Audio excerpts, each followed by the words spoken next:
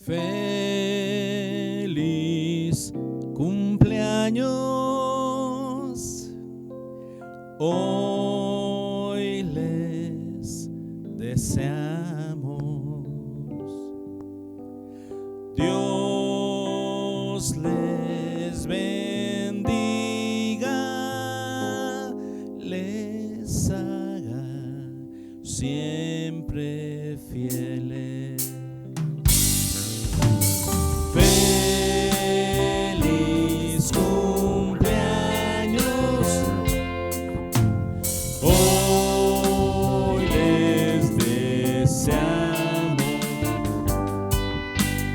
Dios les bendiga, les haga siempre fieles. Feliz, feliz cumpleaños deseamos para ustedes. Que Dios omnipotente les quiera bendecir. Feliz, feliz cumpleaños. Que Dios en su bondad les dé muy larga vida, salud, felicidad. A Dios le damos gracias que con amor sin par al fin de otro año hermoso les permitió llegar. Feliz, feliz cumpleaños. Que Dios en su bondad les dé muy larga vida, salud, felicidad. Feliz, feliz cumpleaños. Que Dios en su bondad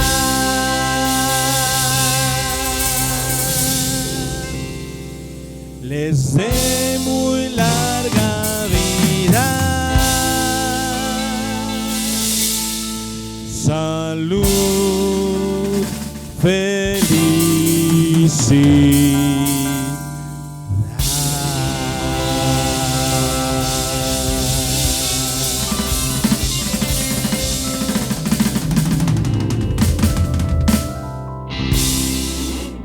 Felicidades. Felicidades, hermanos, a todos aquellos que cumplieron en el mes de agosto. Ahí si tiene a alguien a su lado, alguien de agosto, o que conozca, mándale un mensaje, dígale, hey, felicidades, espero que te la hayas pasado bien, salud, felicidad, y pues que Dios te prospere. Muy buenas tardes, hermanos, ya es mediodía, y hoy estamos en otra transmisión dominical. Gracias nuevamente por estar aquí al pendientes de todo esto, por verlo en el estreno, si vio los conteos y todo eso. Qué bueno que desde antes estaba preparado. Así es que, hermanos, damos el comienzo de como dije, transmisión dominical, este dominguito, que es Día del Señor. Así es que vamos a dedicarlo a ello. Pues hoy tenemos pues estamos en el mes de septiembre, hermanos. Ya pasaron 8 meses atrás, estamos en uno nuevo.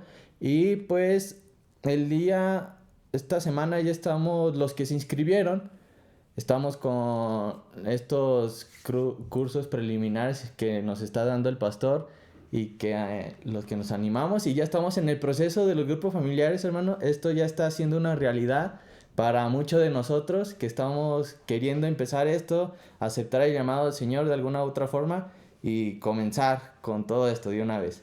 Así es que esas son una de las pequeñas noticias que tenemos sobre las iglesias y algunos congregantes.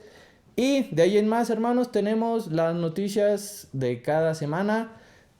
Dar diezmos y ofrendas, agradeciéndoles a todos aquellos que son fieles y cada semana dan, o quincena, dependiendo de cuando les paguen, porque así seguimos apoyando nuestras misiones y hermanos.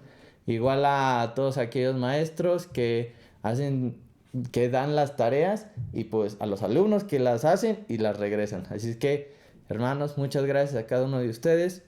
Y de ahí en más no hay algo extraordinario de lo que tengamos que anunciar. Así es que, hermanos, espero que ya no tenga que decirlo, pero solo le voy a mostrar mi celular y usted ya sabe qué hacer. Ya sabe qué hacer y ya sabemos lo que voy a decir, que en 1 hora... muy bien, espero que lo haya dicho y no solo fuera un silencio incómodo. Así es que, hermanos, Antes de ir a la palabra del Señor que tiene nuestro pastor este domingo, vamos antes que nada pues a entrar en la modalidad, por así decirlo, de pues estar en sintonía con Dios, estar ya conscientes de que es domingo, que no es día de flojera, es día de dedicárselo al Señor de alguna u otra manera, empezando, si no ha hecho su lectura mañanera, empezando con esto vamos a dedicárselo, y de aquí a lo que resta del día proponga hacer algo que se edifique tanto para usted, para sus personas cercanas, o algún tercero que quiera darle una llamada a alguien que no haya visto, preguntarle cómo está o que supo algo de él o de ella. Márquele y no se quede con las ganas, nunca se quede con las ganas de hacer algo o hablar de cosas de Dios, de la Biblia, de las personas, cómo siguen su estado espiritual. No se quede con las ganas, hermano. Así es que, como le dije, ahorita vamos con esta canción al Rey de los Reyes, que pues nos habla sobre el Espíritu Santo, cómo obra en nosotros para poder nosotros hacer la tarea o las tareas que hizo Jesús al estar con nosotros, que nos marcó una senda en la cual nosotros podemos seguir, que es muy clara, y que el Espíritu Santo solo es el que nos da la fuerza, tanto moral, enérgica, mental, para pues andar en estos caminos y pues servirle al Rey de Reyes, que Él se lo merece, porque Él ya nos ha dado nuestra salvación por medio de Jesucristo. Así es que, hermanos, entre en esta mentalidad de que vamos a comenzar en este momento adorando al Señor. Así es que no tenga pena de, si quiere levantarse, aplaudir, cantar, danzar, agarrar el pandero que tenga ahí o una cacerola y un palo para hacer música. No se limite, está en su casa, está en su espacio de comodidad, de confort, de confianza. Así es que, hermano, vamos con esta canción.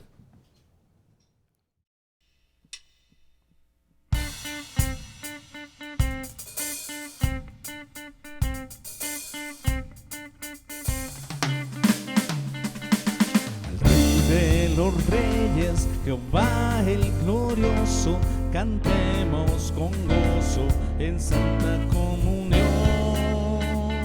con gran reverencia a Él nos lleguemos, su nombre ensalcemos de todo corazón. Gozo y paz hay en mi corazón, su gracia me salvó y aseguró mi salvación. Es mi anhelo a mi Señor servir, su voluntad cumplir y para Él siempre vivir. Oh, gran dulce esperanza nos alienta para seguir la senda que el Maestro nos marcó con su ejemplo aquí. Allá en lontananza, al fin de la labor, daremos alabanzas a nuestro Salvador.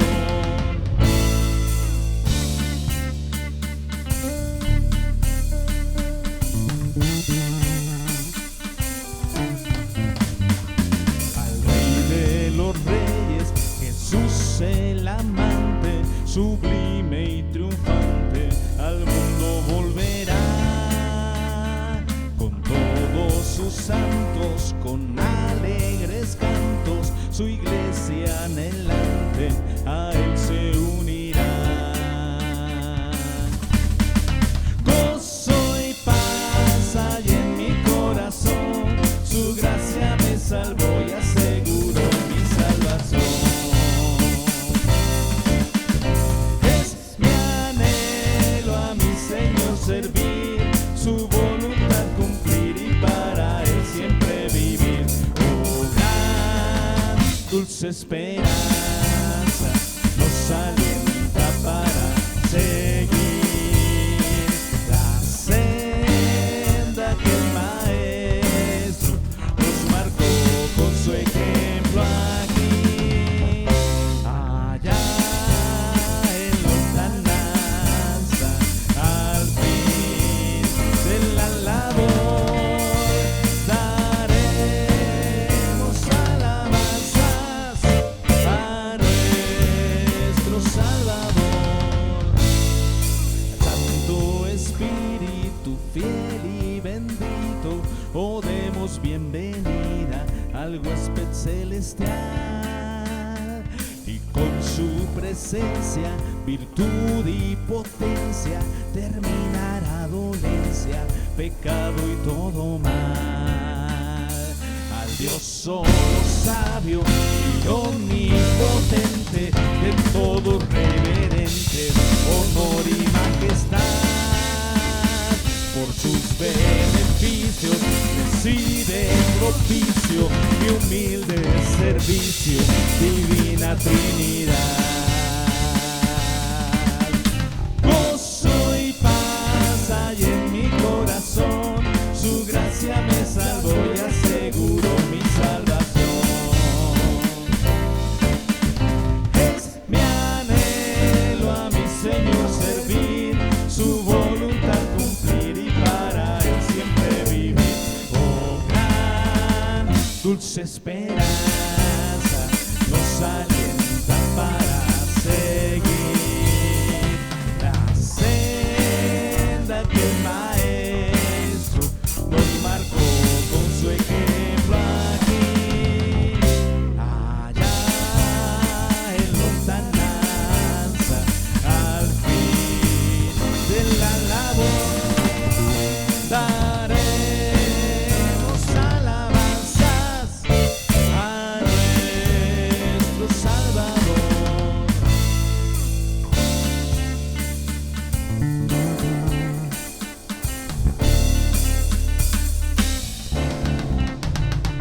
Al Rey de los Reyes, démosle gloria. Al Rey de los Reyes, démosle gloria.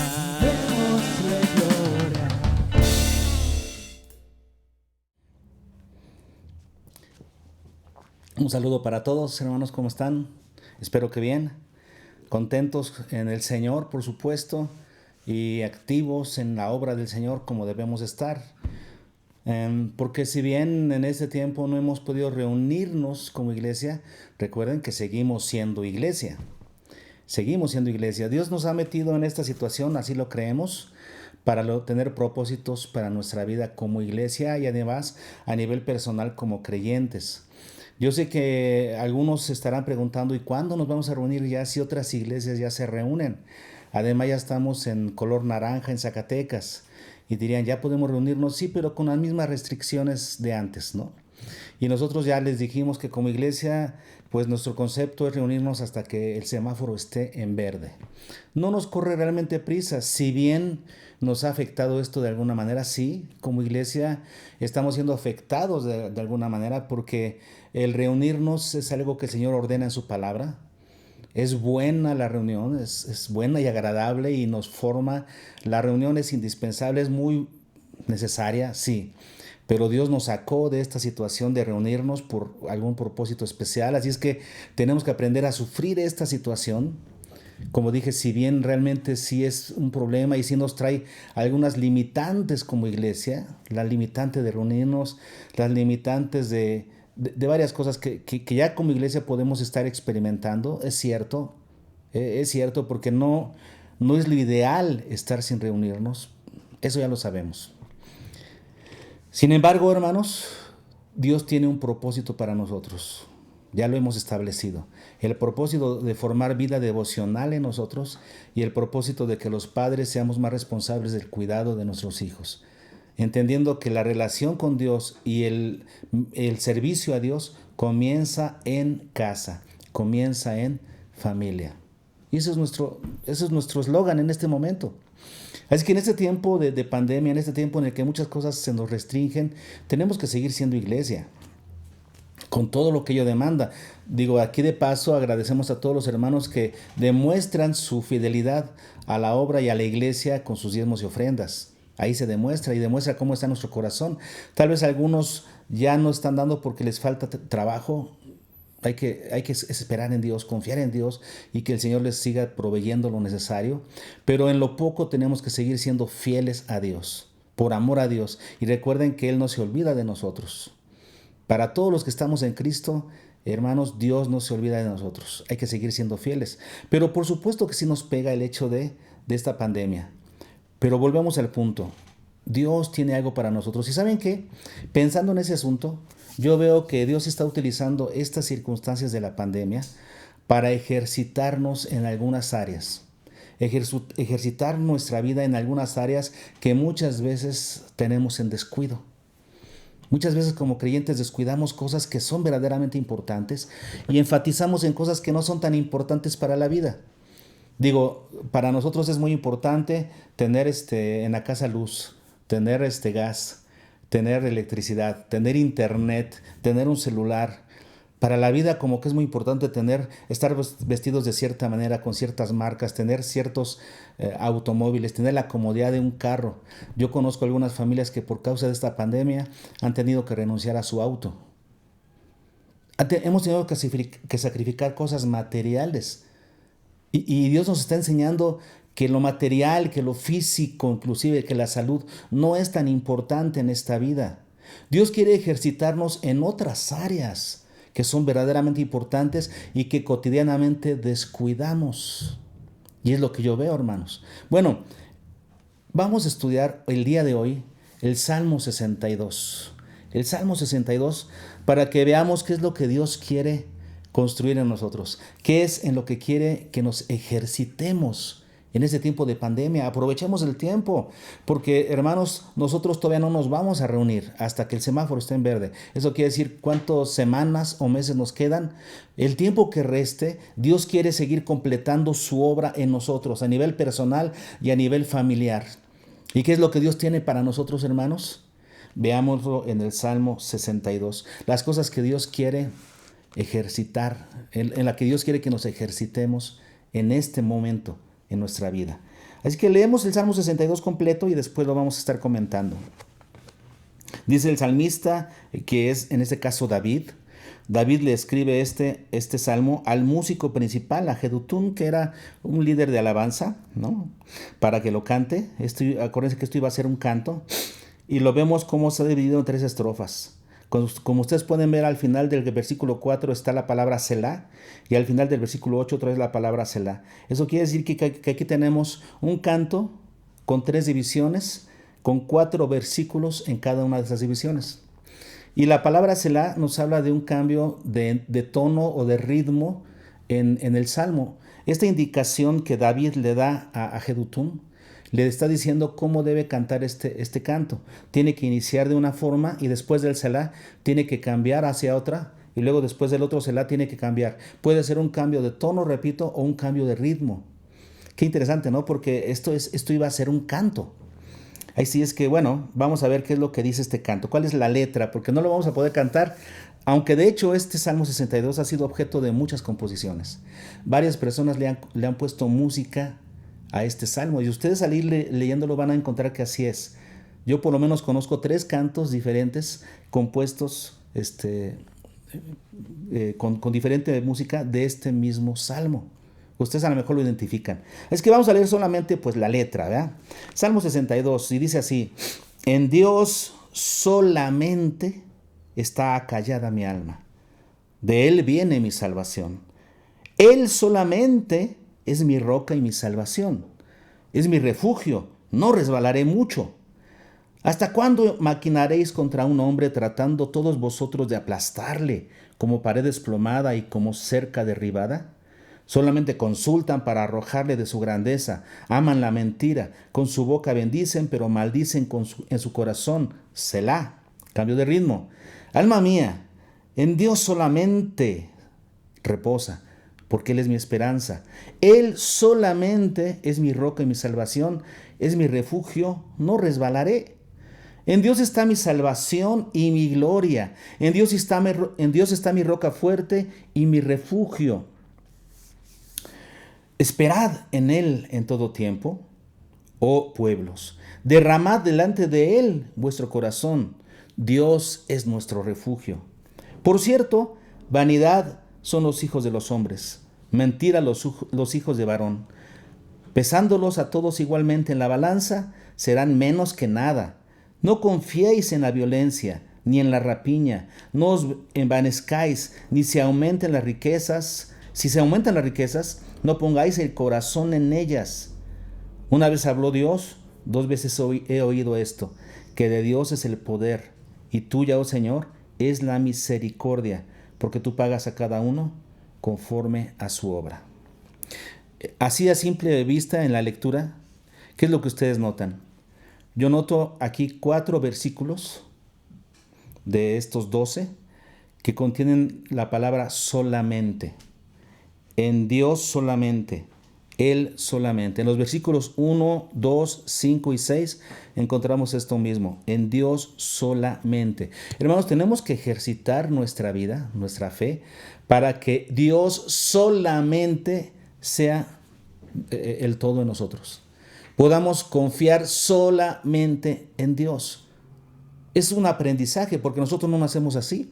Nosotros por naturaleza estamos acostumbrados a confiar en nosotros mismos, a confiar en nuestras fuerzas o a confiar en alguien más que nos pueda ayudar como papá, mamá o algún otro amigo o alguna persona que tiene el poder para hacerlo. Confiamos en lo que vemos, confiamos en lo que tenemos cerca. Difícilmente confiamos en Dios en un principio. Esto es un aprendizaje. Los creyentes tenemos que ejercitarnos, ¿vea?, para aprender a confiar solamente en Dios. Y ese es el tema. Y es que la vida en sí es un aprendizaje. Por ejemplo, un bebé cuando es pequeño tiene que comenzar a aprender todo en la vida. Comienza a aprender a gatear, por ejemplo, para después poder caminar, y tiene que ejercitar sus músculos para hacerlo. Cuando nacen sus músculos no están ejercitados, están endebles, se le doblan, pero conforme va aprendiendo, conforme va ejercitando sus músculos, aprende cómo usarlos para caminar, luego para comer y luego para todas las cosas en la vida. Hoy en día, por ejemplo, en la escuela, los jovencitos que no estaban acostumbrados a este tipo de enseñanza por internet, por la red, lo tienen que aprender a hacer. Y se tienen que ejercitar en el uso del internet para bien. Porque antes utilizaban el internet solamente para divertirse. Creían que el celular nada más servía para jugar. Ahora tienen que utilizar el celular para ir a la escuela, para recibir tareas y para enviar tareas, para ver trabajos, para ver cosas. Y entonces tienen que ejercitarse. Yo lo veo, por ejemplo, con los hijos de Yola. Porque ellos, por supuesto, tenían un celular para toda la familia y solamente para comunicarse con la familia, con nosotros, por ejemplo. Ahora ellos están aprendiendo a utilizar el celular para recibir clases y para hacer sus tareas y enviar sus tareas. Es todo un aprendizaje para ellos, pero lo están haciendo. Están aprendiendo, se están ejercitando en ello. En esta vida nosotros tenemos que ejercitarnos en las cosas que son necesarias para la vida, y en la relación con Dios, hermanos, tenemos que ejercitarnos. ¿Qué 2 cosas tenemos que ejercitar para que finalmente nuestro Dios sea el todo en nosotros? Para que solamente en Él confiemos. Tenemos que ejercitar nuestra fe y tenemos que ejercitar a nuestra alma. Y es lo que vamos a ver en esta predicación del día de hoy. Si Dios es totalmente confiable, hermanos, ¿cuál es la razón de no ser totalmente dependientes de Él? Si Él es totalmente confiable. Pues porque no hemos ejercitado nuestra vida. Si nosotros ejercitáramos nuestra vida, hermanos, en las cosas espirituales, si ejercitáramos nuestra fe y nuestra alma, ¿saben qué sucedería? Lo que estaba pasando en la vida de aquí del salmista. Vamos a verlo. Primeramente, ¿cuál es el resultado de realmente tener nuestra alma ejercitada en la fe? ¿Cuál es el resultado? Vean, está tremenda esta situación. El versículo 1 y el versículo 5 nos lo dice. El 1 dice, en Dios solamente está acallada mi alma. ¿Y qué dice el 5? Alma mía, en Dios solamente reposa. Solamente En Dios solamente está acallada mi alma, en Dios solamente está reposada mi alma. Primero entendamos en dónde radica el trabajo de Dios, en dónde quiere trabajar a Dios y dónde viene el beneficio de Dios a nuestra vida. Dice aquí, en el alma. El alma es el que recibe ese beneficio. ¿Y cómo podemos definir el alma? ¿Qué es el alma? ¿No? El alma es esa parte inmaterial del ser humano. Es aparte de la parte física. Tenemos dividido principalmente nuestra vida en dos. La parte física, que es la que tiene contacto con lo material, ¿no? Y la parte no física, la parte espiritual, que algunos dividen en dos, ¿no? En alma y en espíritu. Y es muy difícil entender esto porque la Biblia no nos da una solución clara de esto, ¿no? de que si existe alma y espíritu. Hay algunos versículos que apoyan una cosa, otros que otra. Es muy difícil dar una respuesta teológica porque la misma teología no tiene fundamentos para hacer una doctrina sobre esto. Hay muy pocos versículos que hablan sobre ello. Podríamos definir simplemente esto. El alma es la parte inmaterial. El alma es la parte en donde habita, en donde están depositado el intelecto, las emociones y la voluntad del ser humano. Cuando hablamos del alma estamos hablando de la persona misma. Diríamos que la parte física es la cáscara, pero la persona misma es el alma. En el alma es donde habita, es donde está el asiento del intelecto, las emociones y la voluntad. Y ahí es donde quiere trabajar el Señor, porque ahí es donde el salmista dice que en Dios solamente está acallada mi alma. Eso quiere decir, mi intelecto, mis emociones y mi voluntad están acalladas solamente en Dios. ¿Por qué es importante que el trabajo de Dios vaya al alma? Porque, repetimos, el alma es el ser, es la personalidad del ser humano. Y esa alma, cuando no está acallada en Dios, está en una revolución total, sobre todo en este mundo en el que vivimos, sobre todo en circunstancias como las que estamos viviendo hoy en día. Vamos a poner un ejemplo, ¿no? Yo estaba viendo esta semana un programa que me gusta ver porque es de una familia que tiene temor de Dios, ellos mismos lo dicen. El programa se llama Alaska Hombres Primitivos y se refiere a una familia que decide salirse de la ciudad, del pueblo en el que vivían, e irse a vivir a una isla y formar lo que ellos llaman el pueblo Brown, porque ellos son la familia Brown, y comienzan a establecer un pueblo, ellos mismos comienzan a construirlos, ellos solos habitan la isla y comienzan a vivir ahí. Y por varios años construyen su propio pueblo. Es papá y mamá y 7 hijos, 5 varones y 2 mujeres. Es una historia interesante, ¿no? De cómo ellos desafían la naturaleza para irse a vivir solos a una isla. Son los hombres primitivos de Alaska. Sin embargo, al ir pasando los episodios y los años, sucede que la mamá se pone malita y se la llevan a California, a un hospital, porque le encuentran cáncer. Entonces la familia se tiene que trasladar ahora a California. De Alaska a California. Y entonces el papá junto con la esposa están en el hospital haciendo el análisis y ya el tratamiento contra el cáncer, y ahí tienen a 2 hijos. Mientras tanto, otros 3 hijos se van a California para comenzar a ver el lugar y dónde comenzar a trasladarse a vivir a las montañas de California. Ellos quieren seguir siendo ermitaños, montañeses, y se van a las montañas de California. Entonces, dejan solo al hijo mayor, que se llama Matt. Y el hijo mayor se queda solo en Alaska, en el pueblo Brown, en esa isla de Alaska, para cuidar la propiedad, mientras los demás hermanos vienen a ayudarle para desmantelar lo que es valioso para que se lo lleven a California, a su nuevo hogar. Y está ahí cuidando el pueblo Brown, el campamento, las cabañas que ellos mismos hicieron. ¿Y por qué las cuida? Porque el lugar está atestado de osos. Hay muchos osos en esa isla que ya vivían ahí antes de que ellos llegaran y que quieren pues meterse y destruir todo y meterse en las casas. Él está cuidando. Y entonces, ¿qué sucede? Una noche, los organizadores del programa se dan cuenta que hubo una explosión en el pueblo Brown. Entonces toman, para llegar a esa isla pues hay que navegar. Toman algunas lanchas y toman a paramédicos y van todos rapidísimo a la isla, al pueblo Brown, porque hubo una explosión, a ver qué pasó. Y encuentran a Matt mal herido, una herida en la cabeza.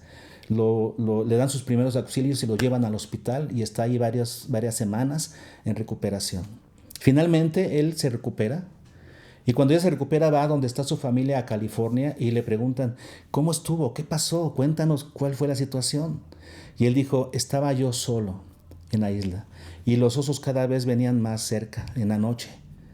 Y una noche yo estaba rodeado de varios osos que estaban acechando el campamento y dice, y perdí la compostura, me ganó la situación y entonces hice una mezcla de pólvora y otras cosas para hacer una explosión y espantarlos. Pero me salió mal el truco, ¿verdad? Y me explotó a mí, le explotó a él y le abrió el cráneo, tuvo un golpe en la cabeza. Vayan a ustedes a saber qué sucedió. El caso aquí es que la situación lo sobrepasó. Las emociones le ganaron. A veces las emociones, en ciertas circunstancias de nuestra vida, las emociones están a flor de piel y le ganan a nuestro intelecto. ¿Cuál es la función del intelecto? El intelecto es la capacidad de almacenar y procesar información. Dios nos dio una capacidad impresionante de procesar, de almacenar y procesar información. Esa información, ¿vea? Por supuesto que cuando tú procesas y almacenas esa información, tienes la capacidad de sentir cosas en relación a esa información recibida y procesada. Somos seres emocionales. Y después con esa información que has recibido y procesado, y en base a la respuesta emocional que tienes, tú tomas una decisión. Somos seres volitivos, con voluntad. Y debería ser ese el orden de las cosas, ¿no? Tú recibes información, sientes algo en relación a esa información, un sentimiento correcto basado en una información correcta produce una voluntad, o sea, una toma de decisiones correctas. ¿Qué sucede cuando en esta vida hay circunstancias que rebasan el intelecto? Sucede que las emociones están por encima del intelecto. Tus emociones están a flor de piel y entonces pierdes la cordura. El aspecto intelectual se minimiza, se queda en segundo término, porque domina el aspecto emocional, lo que sientes, lo que experimentas. Y entonces, ¿cuáles son las decisiones que tomas? Decisiones apresuradas, que normalmente son malas decisiones. Porque es cuando el corazón gobierna, cuando las emociones gobiernan, el intelecto queda en segundo plano y tus decisiones son equivocadas. Y eso le pasó a Matt.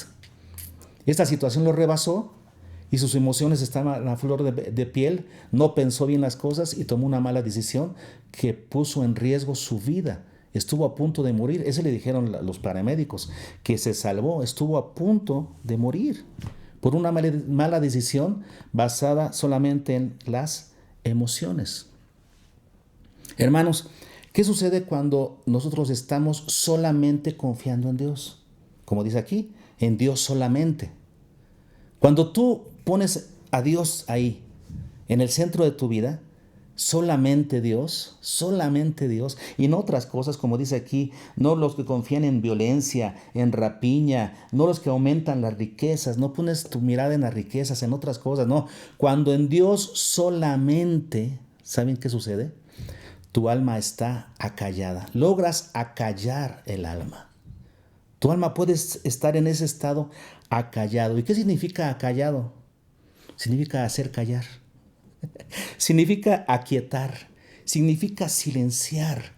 Porque nuestra alma, cuando las circunstancias están difíciles, cuando estamos en una situación difícil, como puede ser la muerte de un familiar, como puede ser una bancarrota, como puede ser una situación de emergencia, una situación de peligro, nuestra alma, hermanos, o sea, nuestras emociones, más bien la parte emocional que de nuestra alma, nuestras emociones quieren tomar ahí el papel preponderante. Nuestras emociones quieren gritar y nos quieren decir, hey, llora, lamenta, tírate al piso, no puedes. Nuestra alma, nuestras emociones quieren tomar el papel principal y nos gritan y nos gritan. Pero cuando nosotros estamos solamente y plenamente confiando en Dios, ¿saben qué sucede? Logramos acallar el alma, aquietarla. Tranquilo. Vamos a pensar qué es lo que Dios nos dice y comenzamos a tomar un papel equilibrado, porque eso es lo que necesitamos, templanza. Para tomar decisiones se requiere templanza. No debemos estar, para tomar las principales decisiones en la vida, tenemos que cuidar no hacerlo ni cuando estamos deprimidos, ni cuando tenemos euforia. O sea, cuando estamos de luto, ni cuando estamos de fiesta. Ahí no se toman decisiones importantes. porque vamos a tomar decisiones equivocadas, motivadas por la emoción. Las mejores decisiones son las que se toman con la cabeza fría. A eso le llama la palabra de Dios templanza. Y la templanza es un fruto del Espíritu. ¿Se acuerdan ustedes que hemos visto eso? El fruto del Espíritu es amor, gozo, paz, paciencia, benignidad, bondad, fe, mansedumbre. Templanza. ¿Y qué significa templanza? Tener un carácter templado, como una temperatura templada. ¿Cuál es la mejor temperatura para vivir? La templada, que son 26 grados por ahí. Ni frío ni calor. Eso significa templanza, un carácter equilibrado, ni dominado por la tristeza, ni dominado por la euforia. Es la mejor forma de tomar decisiones. Bueno, te voy a decir algo. Cuando los momentos difíciles vengan a la vida, como estos que estamos viviendo de la pandemia, cuando vengan esos momentos, solamente en Dios tu alma estará acallada, no dominará. Tu alma va a querer tomar el papel y si tú dejas que reaccione a gusto, tu emoción te va a dominar y te va a llevar a tomar decisiones equivocadas. Pero cuando tú estás en Dios, solamente en Dios, tu alma estará ¿cómo? Acallada. ¿Y qué más? Nos dice el versículo 5, reposada. Dice, alma mía, en Dios solamente reposa. Es otra condición de aquellos que confían solamente en Dios, que logran que su alma esté reposada, o sea, en descanso, sin incertidumbres, sin nerviosismos, ¿verdad? Tranquila, verdaderamente tranquila. Entonces, esos son los beneficios, hermanos, de que nosotros podamos solamente confiar en Dios, que vamos a tener nuestra alma, o sea, nuestro intelecto, emociones y voluntad, vamos a tener nuestra alma acallada y reposada en Dios. ¿Cuántos quisiéramos vivir así? Porque normalmente en esta vida y en las circunstancias difíciles vivimos con incertidumbre, vivimos acelerados, vivimos sin saber qué hacer, vivimos intranquilos. Pero en Cristo, cuando estamos solamente confiando en Dios, nuestra alma puede estar acallada y reposada. Ese es el resultado. Sin embargo, ¿cómo lo logramos? Repetíamos, ejercitándonos. ¿Y en qué debemos ejercitarnos para poder tener una alma acallada y reposada? ¿En qué debemos ejercitarnos? Primera cosa, tienes que ejercitar tu fe. ¿Y cómo se ejercita la fe? Con la palabra. Estudiando la palabra todos los días. Porque cuando tú estudias la palabra todos los días, ¿tu propósito cuál es? Conocer a Dios. Conoces a Dios y conoces los caminos de Dios. Ese es el doble propósito de estudiar la Biblia. No es solamente llenarnos de conocimiento vago, no. El propósito principal para estudiar la Biblia todos los días es encontrar cómo es Dios, o sea, quién es Dios, cómo es Dios y cuáles son los caminos de Dios, o sea, qué te pide. Bueno, eso es. Y cuando tú conoces a Dios, ¿sabes qué encuentras? Aquí vamos a ver la respuesta del salmista.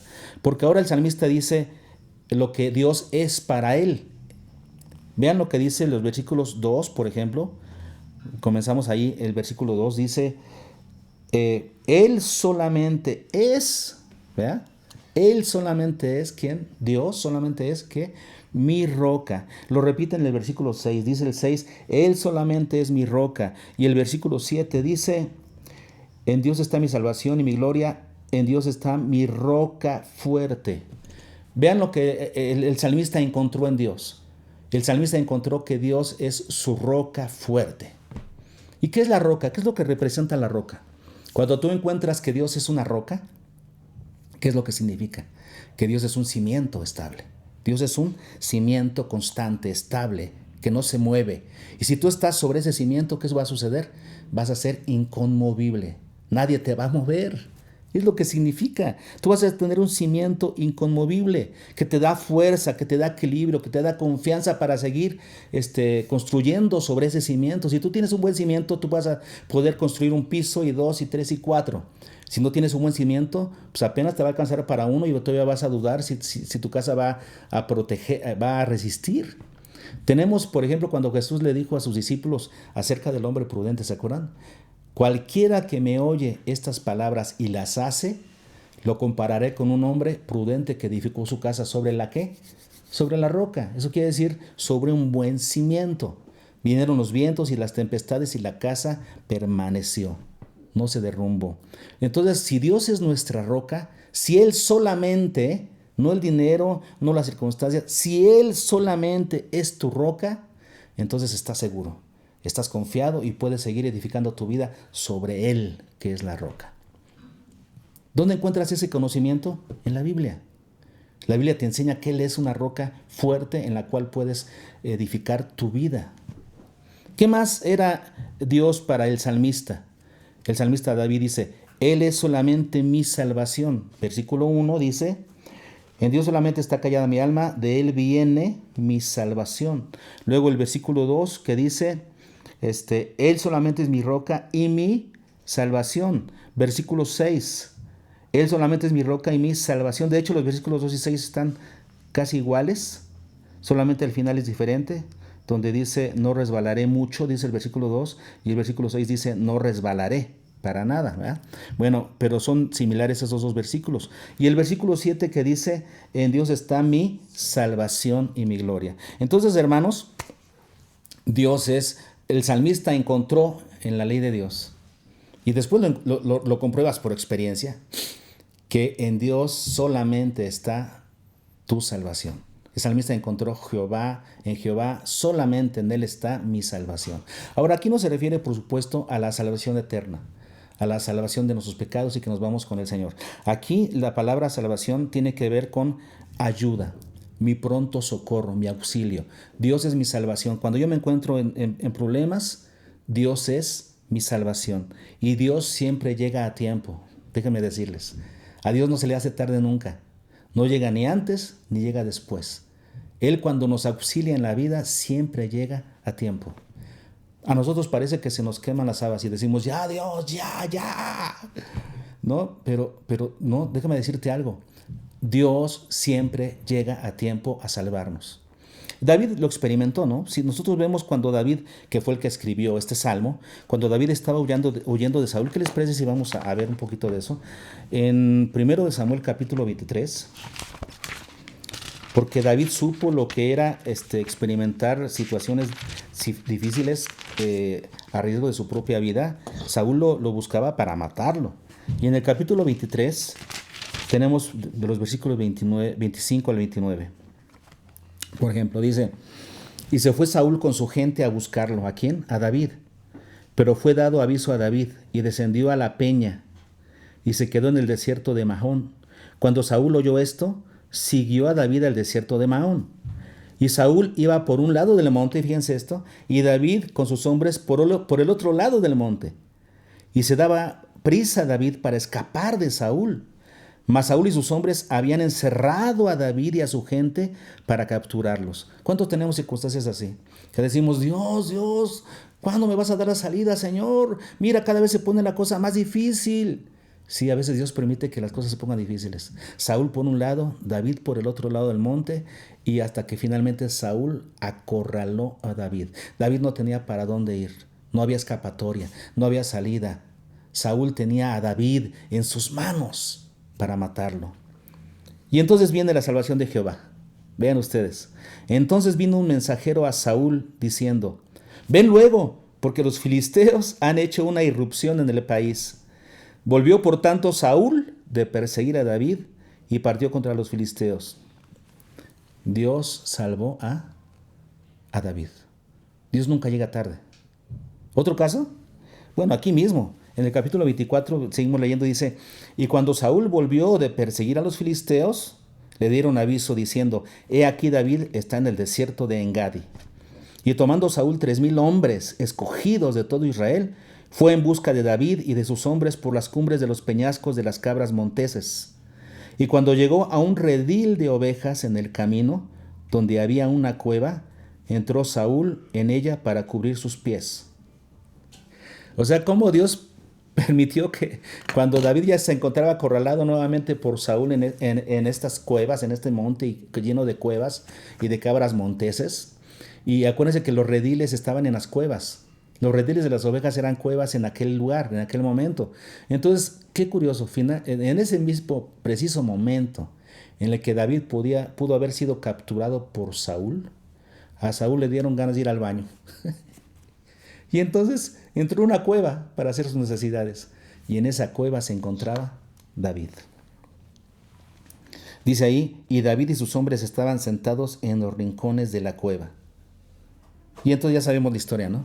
Que los hombres le dijeron a David, ya Dios te entregó a Saúl, a tu enemigo, pero David le perdonó la vida.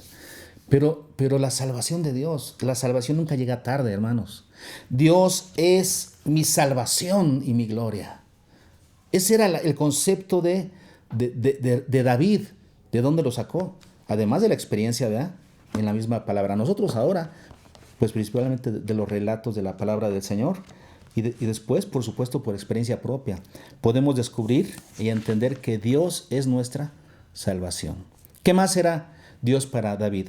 Versículo 2 dice, Él solamente es mi roca y mi salvación, es mi refugio. Es mi refugio. Versículo 6 dice lo mismo, es mi refugio, no resbalaré. Versículo 7, en Dios está mi salvación y mi gloria, en Dios está mi roca fuerte y mi refugio. Y versículo 8, esperad en Él en todo tiempo, oh pueblos, derramad delante de Él vuestro corazón, Dios es nuestro refugio. ¿Cuál es el concepto de David, del salmista? Dios es mi refugio. Dios es, y dice solamente, Dios solamente es mi refugio. Nadie más puede ser un refugio como nuestro Dios. El que habita al abrigo del Altísimo morará bajo la sombra del Omnipotente. Diré yo a Jehová, castillo mío, redentor mío, mi refugio. ¿Y saben qué significa refugio? El refugio es un lugar de protección. Un lugar de protección cuando la amenaza es mayor. Cuando la amenaza es mayor, necesitas un lugar de protección mayor. Vamos a pensar en esto. Tú tienes una casa. Tu casa está bien, tiene ventanas, tiene techo, tienes puertas. Es una casa que aguanta los embates de la naturaleza normalmente. Si viene lluvia, te protege de la lluvia. Vienen vientos, te protege de los vientos. Tu casa está hecha para aguantar normalmente, ¿verdad?, el ambiente donde vives. Pero ¿qué pasa cuando viene un ciclón? ¿O qué pasa cuando viene una inundación? Y tu casa se inunda. O viene un ciclón, un tornado y rompe tus vidrios. Y tu casa queda hecha un desastre. ¿A dónde tienes que correr? A un refugio. Y en ciertos lugares tienen, por ejemplo, donde hay ciclones, donde hay huracanes, pues tienen lugares de refugio que son abajo de la tierra. Son gente que ya tiene esos lugares porque es una zona de desastre. Y cuando ha pasado que las casas se anegan, que las casas se inundan completamente y vemos a la gente que está parada en las azoteas de su casa y los rescatan, ¿y a dónde los llevan? A un refugio. Dios es mi refugio. Eso quiere decir, en los momentos extraordinarios, de problemas extraordinarios, porque la vida está llena de problemas y de circunstancias, pero normalmente Dios es mi cimiento. Dios es mi roca. Pero no solamente para los momentos normales de la vida. Cuando viene un momento extraordinario que rebasa la normalidad y me pone en aprietos, ¿saben qué? Dios es también mi refugio. Estoy ejercitando mi fe a través de la palabra. Encuentro lo que Dios es para mí y lo pongo en práctica y en experiencia funciona. Porque Dios, hermanos, es mi roca. Dios es mi salvación. Dios es mi refugio. Y cuando las circunstancias rebasan todo eso, hermanos, cuando las circunstancias rebasan lo normal, la normalidad, y cuando las circunstancias rebasan inclusive lo que es no normal, cuando las circunstancias rebasan los cataclismos naturales y me encuentro en una situación de total desastre y inclusive en peligro de perder mi vida, viene lo que sigue. Dice el salmista, Él es mi esperanza. Versículo 5. Alma mía, en Dios solamente reposa, porque de Él es mi esperanza. De Él significa, no solamente dice, en Él está mi esperanza, dice, de Él es mi esperanza. O sea, el Señor ha aprisionado mi esperanza. El Señor ha arrebatado mi esperanza de tal manera que de Él es mi esperanza. Toda mi esperanza es suya, está en Él. ¿Y qué significa tener una esperanza? Esperanza significa la seguridad de que se va a recibir una cosa. Eso es esperanza. Es cuando tú tienes una seguridad de que vas a recibir algo. En ese sentido, hermanos, la esperanza requiere algo de fe. Entonces, nosotros aquí sí estamos hablando de las cosas eternas. Nosotros tenemos nuestra esperanza en un Dios eterno que nos tiene para nosotros una casa no hecha de manos. Cuando este mundo se acabe, cuando las cosas de esta vida se acaben, es más, dice Pablo, cuando este tabernáculo, hablando de su cuerpo, se deshiciere, se desgaste, se acabe, yo tengo una casa no hecha de manos en los cielos, preparada para mí. Está hablando de la esperanza de la vida eterna. Está hablando de la resurrección con un cuerpo nuevo. Yo me voy con el Señor. Y esa esperanza me ayuda a vivir esta vida.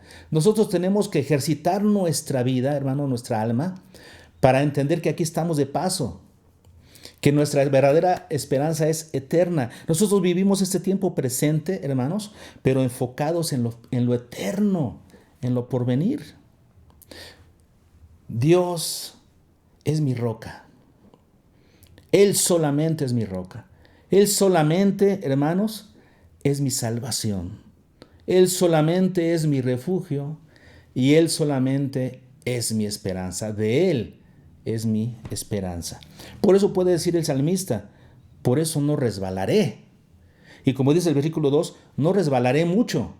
Eso quiere decir, de repente como que me tropezaré y me caeré, pero me voy a poder levantar. Podré ser conmovido, pero resistiré.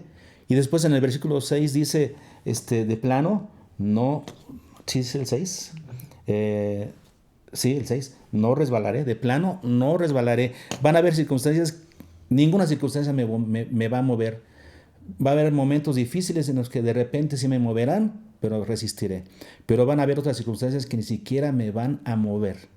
Porque Dios es, ¿qué, hermanos?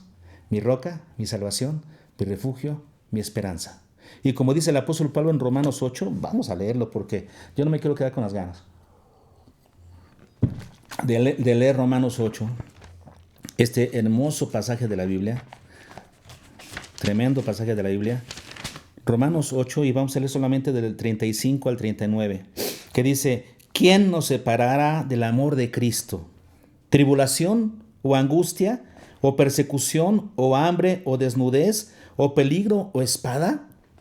Como está escrito, por causa de ti somos muertos todo el tiempo.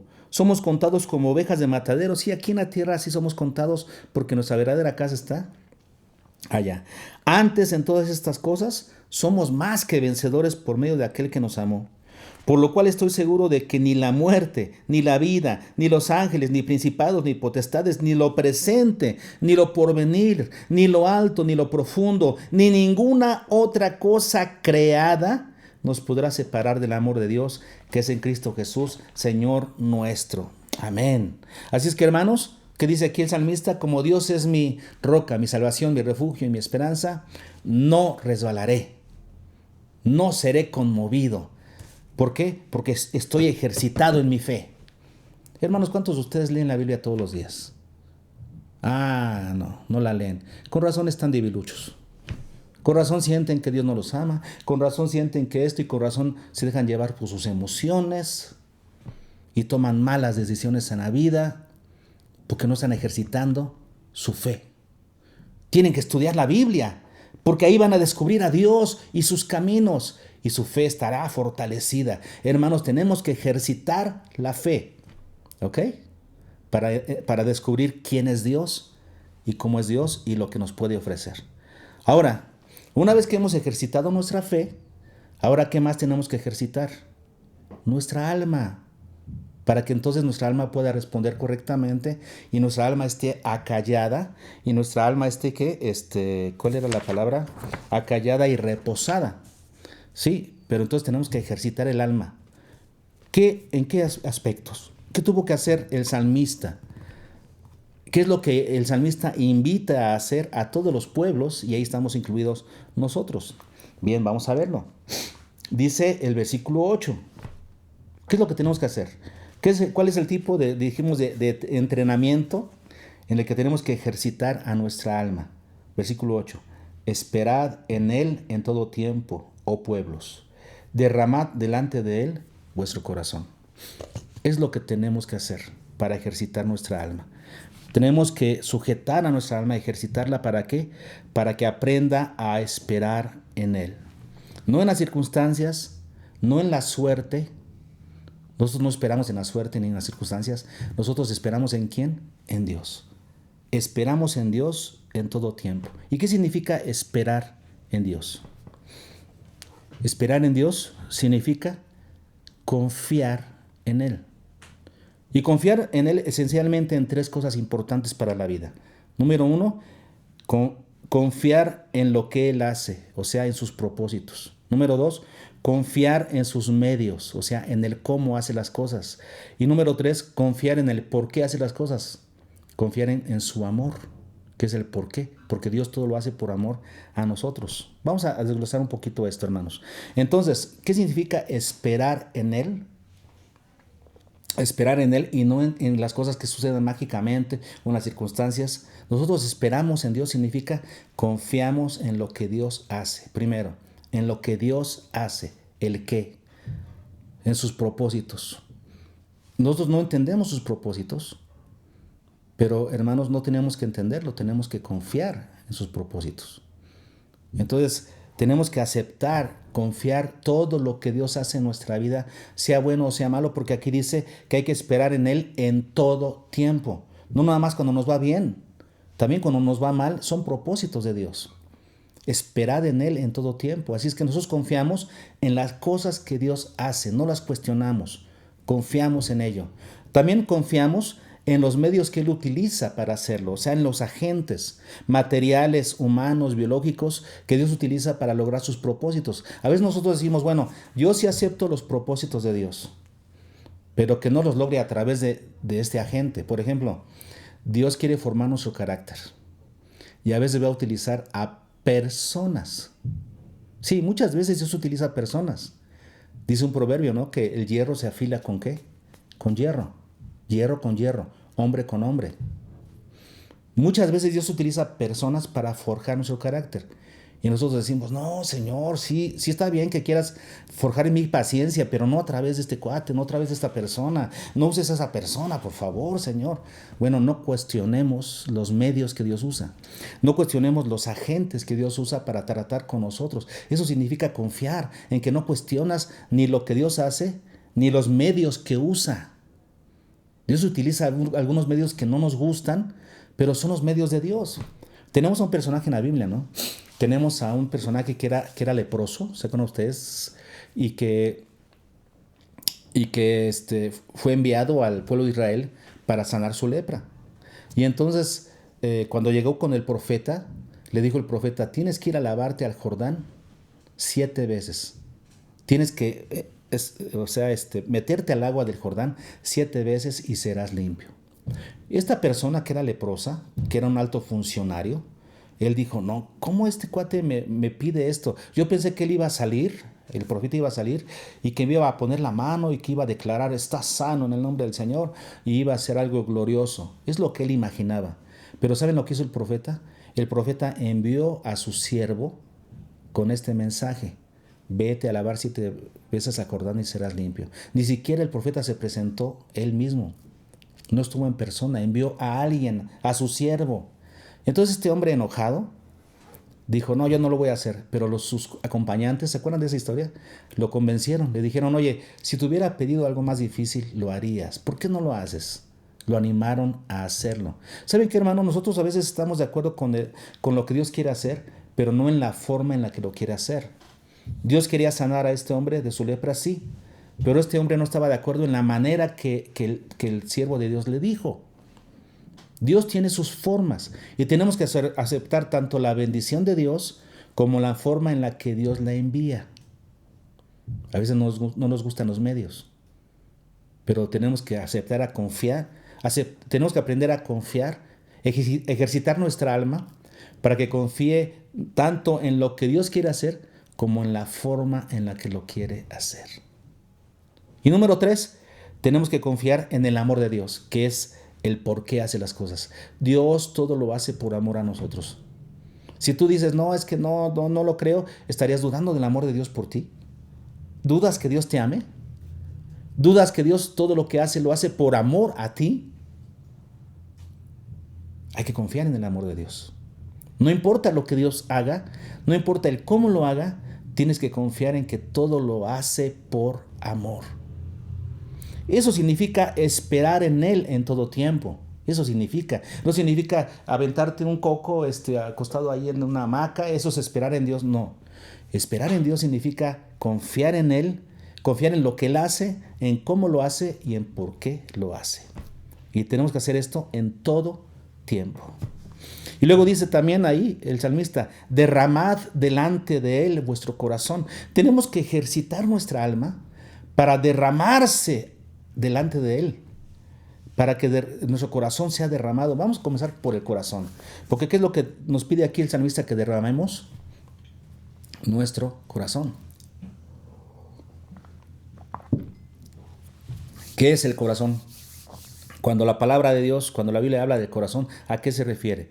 Se refiere, hermanos, a la totalidad de nuestra vida. Cuando la Biblia habla de entregar el corazón, significa entregar todo nuestro ser, todo nuestro ser, sin reservas. ¿Y qué es lo que tenemos que hacer con nuestro corazón? Con la totalidad de nuestro ser, ¿qué debemos hacer? Derramarlo delante de Él. Derramarlo. ¿Qué significa derramar? Por ejemplo, yo tengo aquí mi vaso de agua. Aquí mi vaso está medio lleno. ¿Qué pasa si yo lo quiero derramar? Significa que le voy a estar echando agua hasta que rebose y se esté tirando. Derramando. Voy a estar derramando.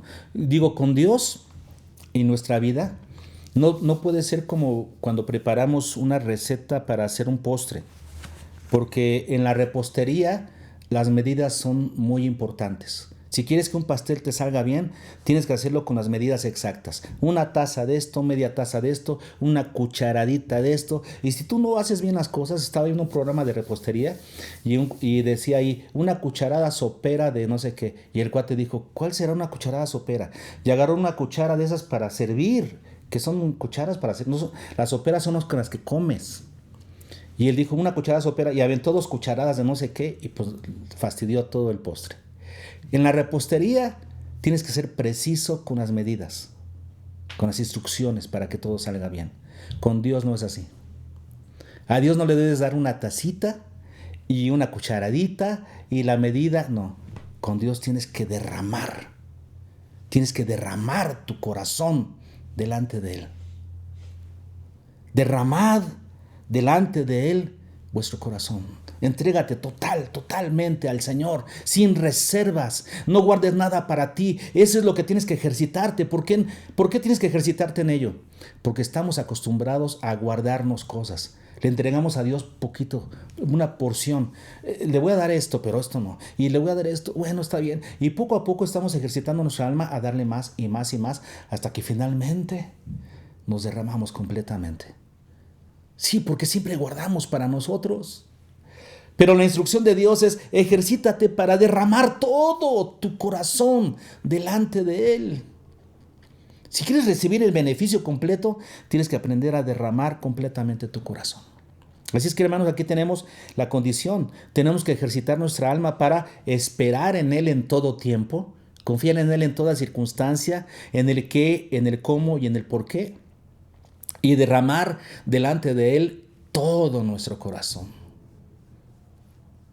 Entonces, hermanos, en resumen, ¿qué es lo que tenemos que hacer? Y que Dios está procurando en este tiempo, porque como decíamos al principio de la enseñanza de hoy, ¿no? Dios está permitiendo esta pandemia, ¿para qué? Para ejercitarnos, para ejercitar nuestra fe y nuestra alma. Aprovechemos el tiempo antes de que regresemos al templo otra vez a nuestra cotidianeidad, pero entre tanto Dios te ha encerrado, ¿verdad? ¿Para qué? Para que ejercites 2 cosas. Ejercites tu fe y ejercites tu alma. ¿Cómo que se ejercita la fe? Conociendo lo que Dios es. Para que tú puedas decir como el salmista, Dios es mí. Cuando tú lees la palabra, comienzas a asimilar lo que Dios es para tu vida y lo comienzas a llevar a la práctica. Y a través de esa experiencia, ¿no?, real, tú puedes decir, Dios es mí. Así es como se ejercita la fe, descubriendo lo que Dios es y poniéndolo en práctica. Y tú vas a poder decir, Dios es mi roca, Dios es mi salvación, Dios es mi refugio, Dios es mi esperanza. Entonces, cuando tú logras hacer eso, ahora tienes que ejercitar tu alma.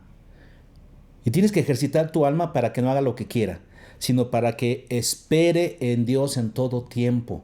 Ahí es donde viene la práctica. Tú ya aprendiste ejercitando tu fe, ya aprendiste lo que Dios es. Ahora tienes que llevarlo a la práctica. Y en todo tiempo, en toda circunstancia, tienes que aprender a esperar en Dios. Esperar en Dios, no en la suerte, no en tu fuerza, no en las circunstancias, sino esperar en Dios. Y tienes que derramar delante de Él tu corazón. Así es como se ejercita el alma.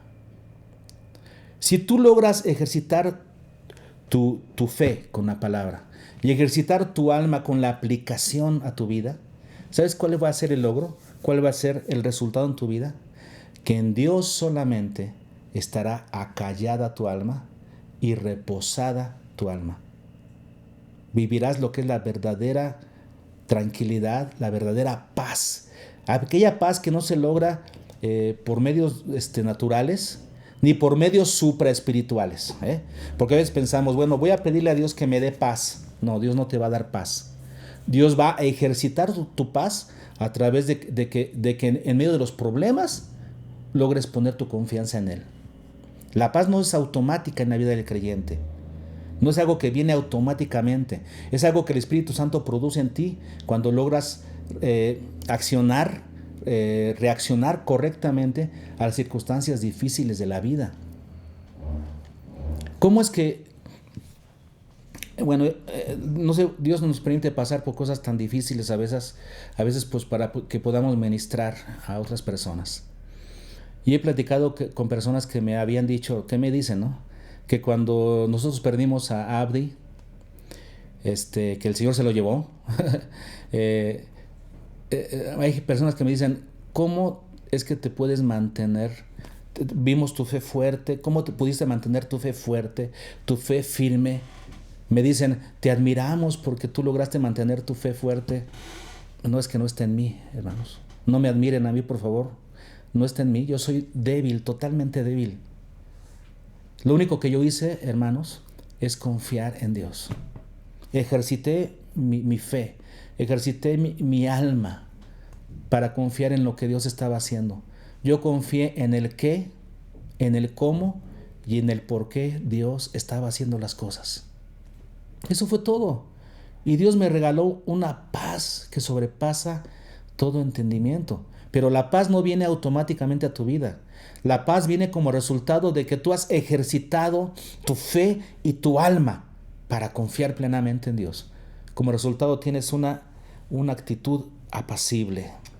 Tienes una alma acallada. Es lo que desea Dios para tu vida. Es que en este tiempo, hermanos, de prueba, ejercitemos nuestra fe y ejercitemos nuestra alma. Justamente vamos a terminar la transmisión de hoy poniéndoles este canto basado en el Salmo 62. En el Señor está acallada mi alma. Escuchémoslo, cantemos juntos. Que Dios les bendiga y nos vemos en la próxima.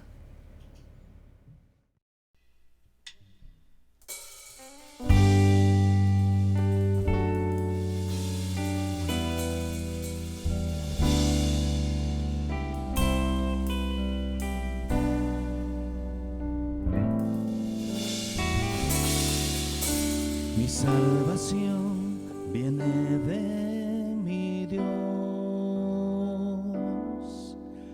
Él es mi roca, no resbalaré. Mi alma está guardada en ti. Mi salvación viene de mi Dios. Salvación viene de mi Dios. Él es mi roca, no resbalaré. Mi alma está guardada en ti. Mi salvación viene de mi Dios.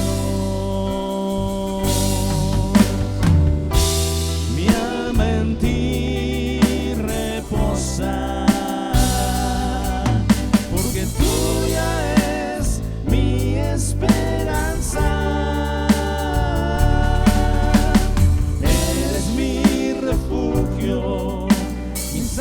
salvación y gloria, mi roca eterna eres, Señor.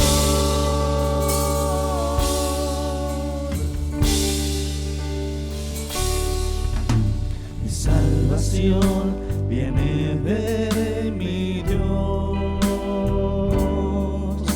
Él es mi roca, no resbalaré, mi alma está guardada en ti, mi salvación viene